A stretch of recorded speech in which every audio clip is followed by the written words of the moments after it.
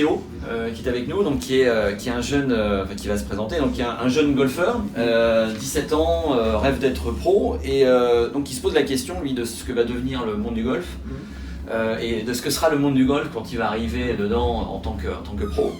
Donc voilà, quelques questions sur ta vision de l'avenir. Alors déjà, quel est votre avis sur, comment va être pour vous le monde du golf dans 10 ans en France? Pour les jeunes? Pour les jeunes et non, en général. Pour les jeunes, très sportif. D'accord. Ouais. C'est clair maintenant. Celui qui n'est pas complet, c'est pas possible. À quel niveau ça va commencer à se manifester là maintenant, c'est des mini-pros quand on les voit les jeunes. Ouais, il faut être complet. Complet et très sportif. Complet dans tous les secteurs, parce que souvent on valorise toujours petit jeu, toujours putting, c'est la mode de la valorisation. Tous les 5 ans en France, il faut être spécialiste d'un truc. Mais en fait, je pense que c'est la vraie clé, c'est d'être complet partout. Voilà. Et est-ce que vous avez le même avis pour le monde pro, ou est-ce que c'est différent une fois qu'on est passé? Non, mais maintenant les jeunes c'est des mini-pros. Hein. Ouais. Donc c'est juste des antichambres avant qu'ils deviennent. Ouais. Voilà. Donc non, c'est. Après, il ne faut pas se blesser non plus, mais il faut faire gaffe à sa santé physique. Donc on fait beaucoup de physique pour avoir une prévention pour les blessures. Mais je pense que le physique n'aide pas que à aller loin. Il aide aussi à endurer toutes ces charges d'entraînement qui sont lourdes quand même maintenant. Parce que pour réussir, maintenant c'est très bien que si on ne joue pas au moins 4, moins 5 en se baladant, c'est pas la peine. On va revenir sur le sujet de la professionnalisation. Oui. Donc, par exemple, pour moi, on parlait tout à l'heure de mini-pro. Moi, dans mon cas, j'essaie d'être mini... Là, quel âge tu as là? 17 ans. Combien tu es? 0. Je suis 0.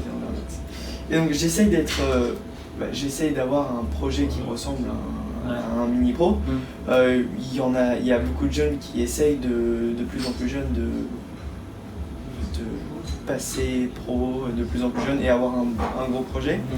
Au-delà de la technique, quel est que conseillez-vous aux jeunes de faire pour mener leur projet? Je pense que quand on a un projet, pas spécialement dans le golf, mais il y a 3 règles à respecter. La première, c'est qu'il faut d'abord une bonne idée. Donc il faut toujours se dire, est-ce que c'est une bonne idée ce que tu fais? Tu y mets ce que tu veux derrière. La deuxième chose, c'est qu'il faut bien s'entourer. Ce qui n'est pas évident. Moi, tout fin psychologue que je me suis souvent trompé. Et la troisième chose, c'est qu'il ne faut jamais baisser les bras. Tous les gens qui arrivent dans leur carrière à faire quelque chose sont des gens qui n'ont jamais baissé les bras. C'est eux qui y arrivent. C'est pas le plus fort. C'est celui qui ne baisse pas les bras. Il faut quand même un certain talent, mais c'est celui qui tient, qui y arrive. Moi, dans ma vie, tous les gens que j'ai vu réussir, c'est ceux qui ne lâchent jamais l'affaire. Mais ils ne la lâchent pas.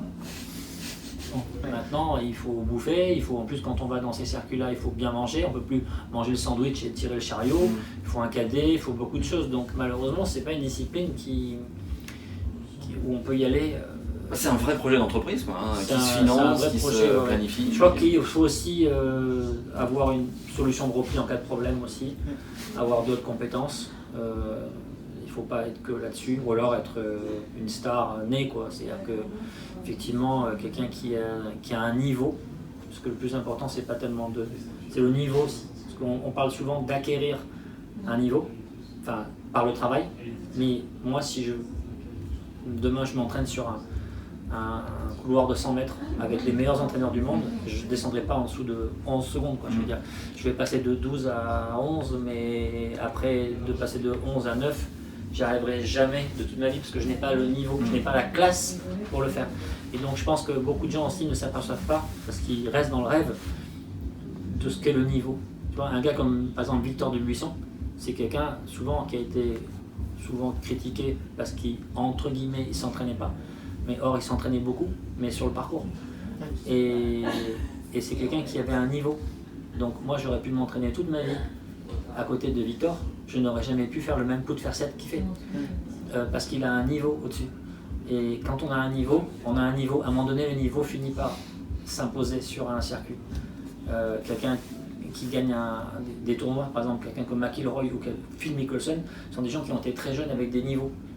On n'a pas attendu longtemps avant qu'ils y arrivent, ils vont très vite y arriver. Celui qui a le niveau, il a le niveau. Donc il y a le travail qui amène une compétence et qui amène un niveau, et il y a aussi des fois des gens qui ont déjà un niveau, sans avoir beaucoup travaillé, mais ils ont déjà ces capacités, ces prédispositions qui font qu'ils vont réussir. Donc à un moment donné, il faut aussi une lucidité. Il faut regarder si on est vraiment très loin des gens devant. Est-ce qu'on n'est pas loin d'eux? Ok, allez, on travaille. Ou est-ce qu'on est vraiment très très loin d'eux et donc c'est pas la peine. Il faut aussi avoir cette...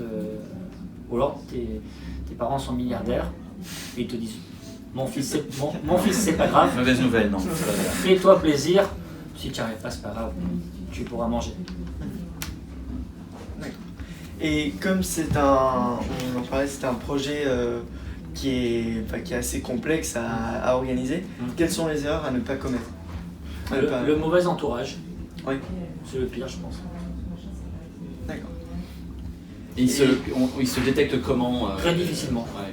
Parce qu'il y a des gens qui parlent très bien et qui t'en fument. Ouais. Très difficilement. C'est le plus dur. Bon, il faut toujours se réévaluer et dire est-ce que je suis au bon endroit, est-ce que je suis au bon. C'est pas évident. Bien s'entourer, c'est pas évident. Puis à un moment donné, il faut aussi qu'il y ait ta personnalité qui sorte. C'est bien beau d'être bien entouré, mais je pense qu'il faut aussi que toi tu sentes les choses. Tu vois, on en revient à l'aviation. Et souvent, moi, avant que je sois lâché seul dans les airs avec mon avion, les pilotes de ligne me disaient toujours il faut aussi que tu sentes, Michel. Il n'y a pas que tout ça là, il y a aussi sentir les choses, l'intuition. Plus l'intuition que l'instinct. L'instinct, c'est on fait rien, ça marche tout seul. Le saumon qui...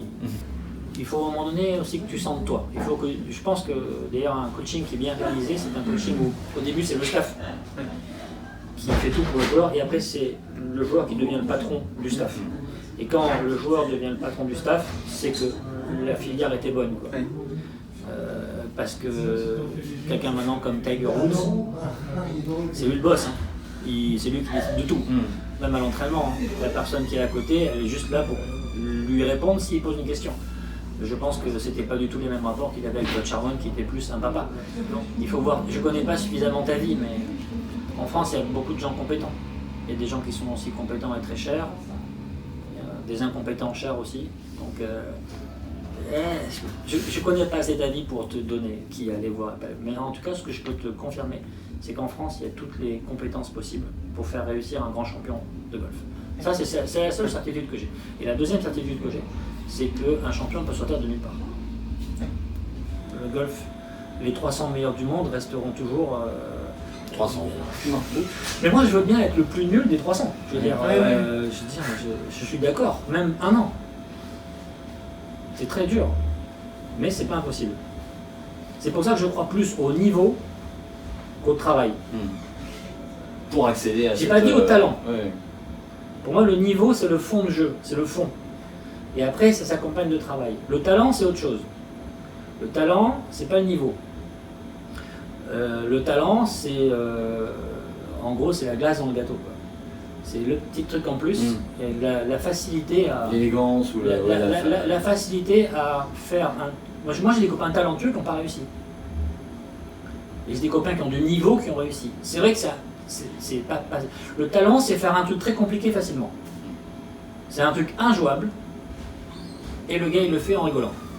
Moi, je joue ma vie pour le faire. Lui, il le fait... Voilà. C'est ça le talent.